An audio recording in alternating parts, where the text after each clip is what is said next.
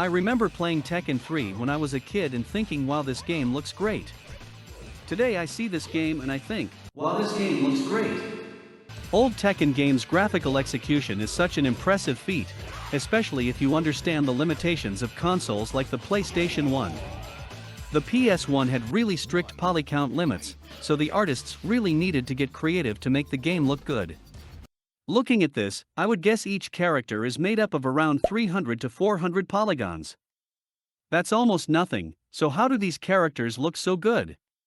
Mostly the texture work. It's done so beautifully. Take a look at Jin's pants, for example. Those folds and creases add tons of depth to it.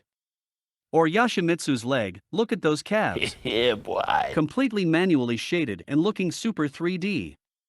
But here's the most interesting thing about Tekken's art. Old games had this parallax scrolling background for the levels. I love this so much. Look, let's be honest, looking at it now you're definitely going to notice it, and you might even feel a bit dizzy from it. But when I was a kid playing this on my 480p CRT television, I was convinced these were full 3D backgrounds. To think that the entire level is just a single plane for the floor is crazy. I'm pretty sure there is zero geometry at all other than the flat floor, and yet these levels are so immersive and have such good atmosphere. I don't want to get too philosophical here, but looking at the way older games managed to overcome the restrictions of the hardware they had is so beautiful. It's proof that the creativity of the human mind is boundless and cannot be contained, because we will always find a way to express ourselves no matter the situation. If anything, these hardware limitations forced the developers to push their creativity to new heights. It's such a beautiful thing.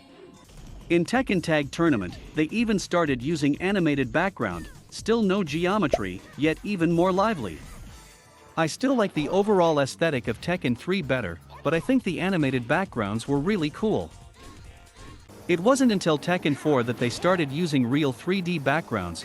I read somewhere that they still used the parallax scrolling for more distant objects though. If you ever give any of these games a try, I really think you should take some time to look deeper into the building blocks of these games, noticing the little details that really show you what went on behind the scenes.